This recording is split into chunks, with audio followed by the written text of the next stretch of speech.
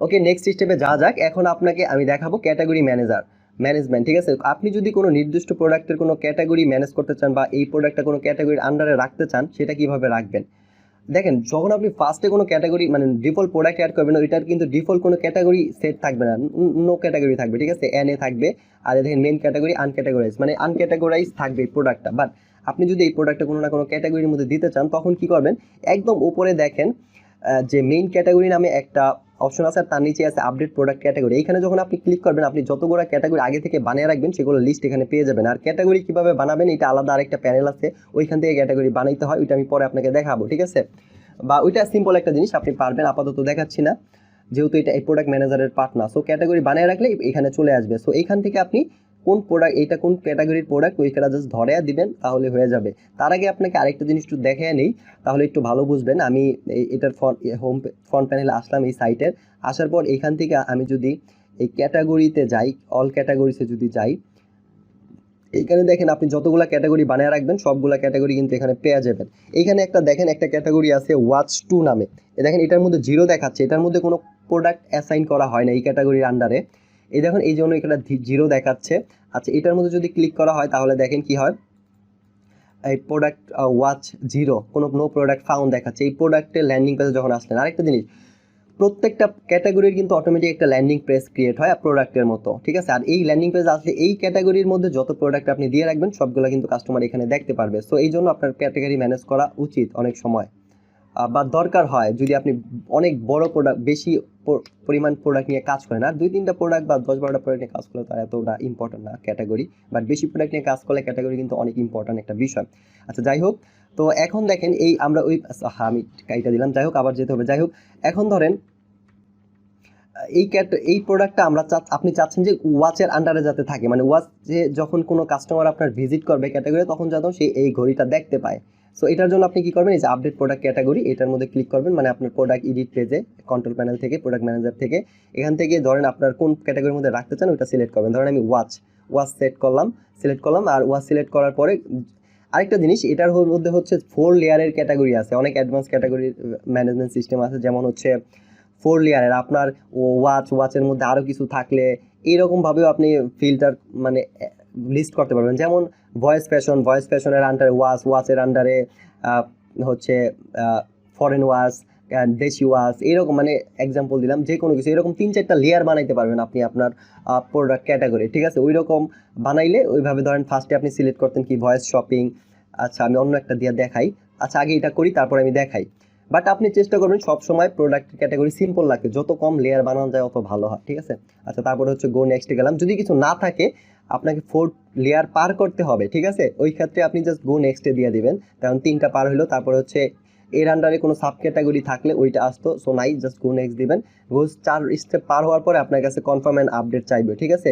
দেখেন এইভাবে ক্যাটাগরিটা হবে, ওয়াচের আন্ডারে মেন ক্যাটাগরি হচ্ছে ওয়াচ, এর আন্ডারে এইভাবে হবে, ঠিক আছে? তো আপনি জাস্ট কনফার্ম এন্ড আপডেট দিবেন সব ঠিক থাকলে। তারপরে দেখেন এটা কিন্তু মেইন ক্যাটাগরি ওয়াচের আন্ডারে এটা অ্যাড হয়ে গেছে। এখন চলেন আপনাকে দেখাই যে এইভাবে ক্যাটাগরি দেওয়াতে আপনার কি বেনিফিট হবে। আমি হোম পেজে গেলাম।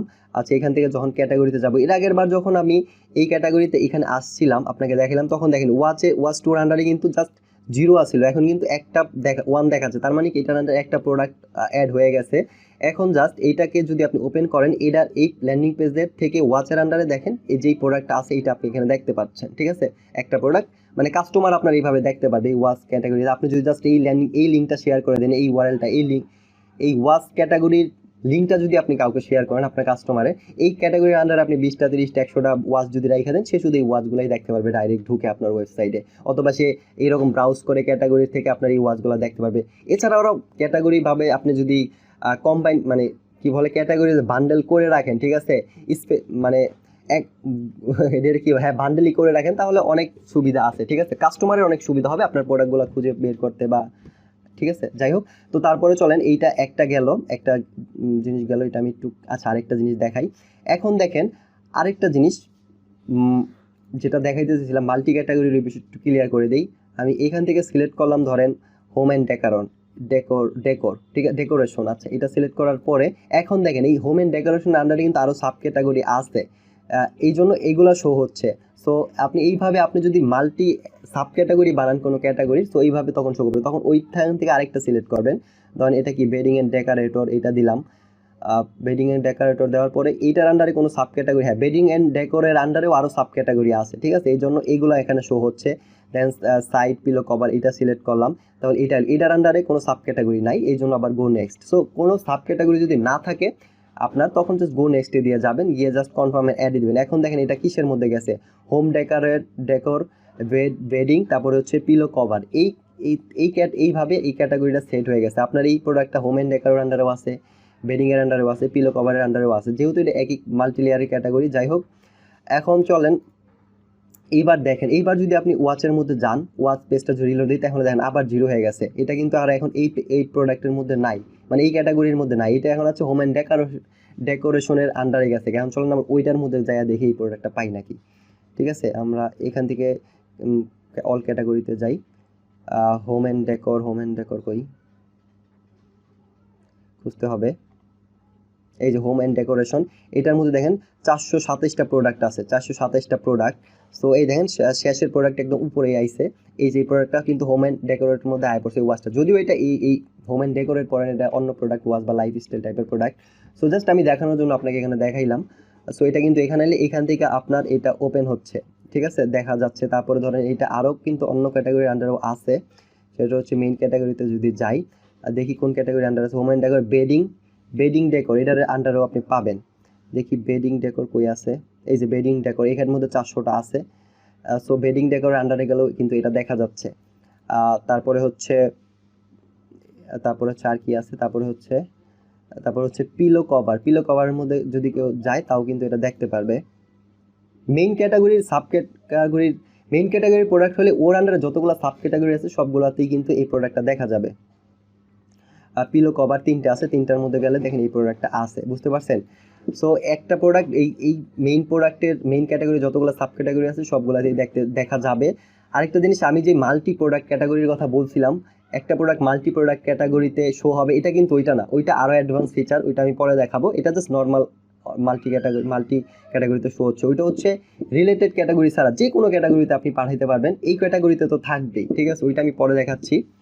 আচ্ছা, তারপরে হচ্ছে, সো আশা করি এখন প্রোডাক্ট ক্যাটাগরি আপনি ম্যানেজ করতে পারবেন। আমি এটা ওয়াচের আন্ডারেই ফালাইয়া দিই, রিলেটেড ক্যাটাগরির আন্ডারে।